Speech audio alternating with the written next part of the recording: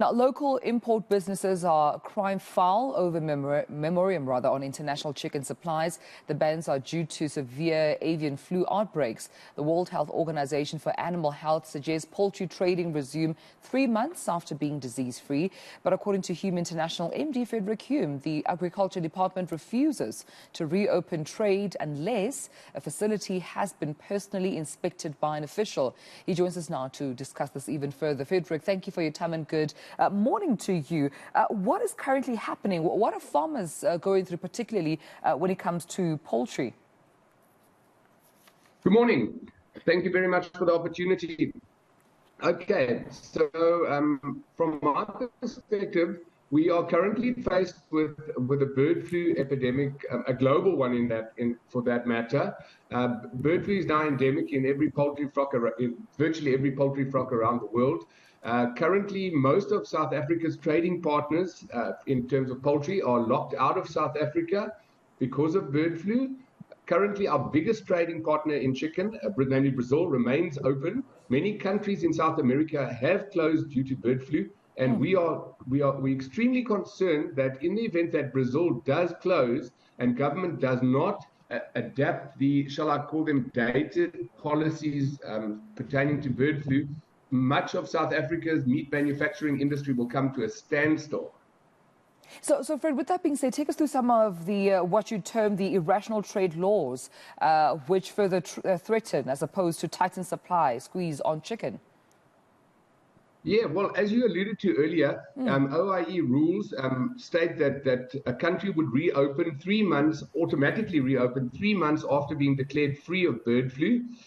South Africa used to follow this, and a couple of years ago decided to change that, and then decided that they needed to audit each of these countries and factories that were approved to ship to South Africa post being declared free of bird flu, then claimed that they don't have budget for it and couldn't accept payment from importers or producers in countries of origin. So effectively, countries in Europe that contracted bird flu 8 years ago, as in the case of France, have never reopened for South Africa. So we consider this to be a non-tariff barrier to trade and a grave threat.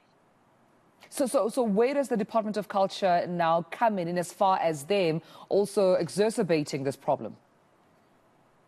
Well, we believe that considering that Brazil supplies the bulk of mechanically deboned meat, which is a key ingredient in the manufacturing of cheap meat, let's call them processed products, stuff like Russians and polonies and these sort of goodies, and we have no credible local supply of this product. If South Africa doesn't amend the policy or the health certificate effectively to allow for heat treatment, as they've done for pork, so there already is a template in place which could easily be transferred to the poultry space, or look at regionalization, which would be where you don't ban an entire country, but as in the case of the United States, which in fact is the only country with which South Africa does share regionalization. You would ban a particular state, or you would only ban product produced within a certain radius around a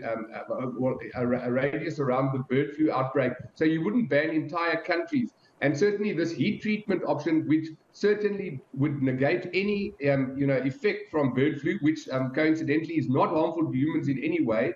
And South Africa itself currently has bird flu outbreaks which they're dealing with. That's effectively what we're asking. This change, heat treatment, regionalization. Right.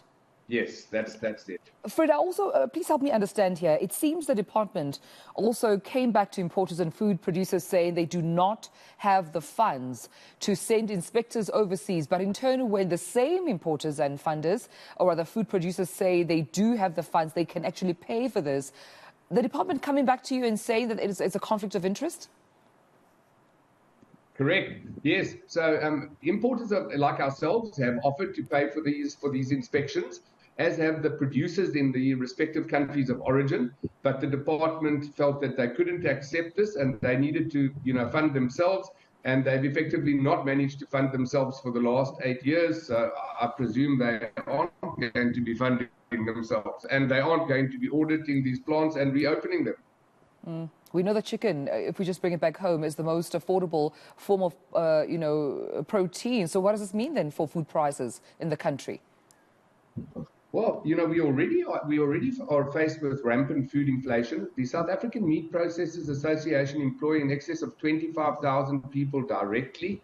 A large portion of the population consume these products. At the moment, I believe that government is behaving apathetically because Brazil is still open and able to supply. We are asking them to be proactive. Let's not wait until Brazil closes, which is very possible, and then scramble to try and find a solution, disrupting the flow of product to South Africa. In terms of this mechanically deboned meat that I referred to, South Africa currently imports in excess of 20 million kilograms a month. So it's no small quantity. And if we have a disruption in flows for 2 to 3 months, that would result in factories essentially closing and shelves running dry. Yeah. Frederick, any alternative solutions to this problem? No, I think, unfortunately not. South Africa doesn't produce MDM in any big way. Some of the local producers produce a little bit for their own use, but essentially nowhere near what's required to cover the market. So this is not really one of those importers against domestic producers scenarios. I mean, literally this is, locking South Africans' supply chain out of an ingredient that they have no substitute for. So we need to change the health certificate to reflect, the current environment relating to bird flu. These health certificates were written in, a bygone era where when bird flu occurred sporadically. As I say, it's now endemic in basically every poultry flock around the globe. Perhaps just further, including South Africa. Yeah, I mean, perhaps just further emphasize to us, just so that we understand how real this problem is, the risk, to supply chains here. How real is it? I guess that South Africa, in country right now, has sufficient raw material, to cover for 2 months. So if the taps were turned off tomorrow, factories would continue producing for 2 months, and then they would have to shut down production. Oh, I believe it there. So we don't have a lot of time. But look, there are no guarantees that Brazil do close. They might be lucky and avoid this this epidemic, but it doesn't appear likely. I mean, if you look at Brazil itself, it's surrounded by countries that have now closed with bird flu. For instance, Argentina, Chile, Bolivia, Uruguay. Yeah, so it's very likely that we would see Brazil closing, and this would have a severe impact on the global animal protein supply chain. And we hope that someone's listening. Well, thank you so much. Frederick Hume from Hume International, the MD there. Thank you so much for speaking to me about this issue.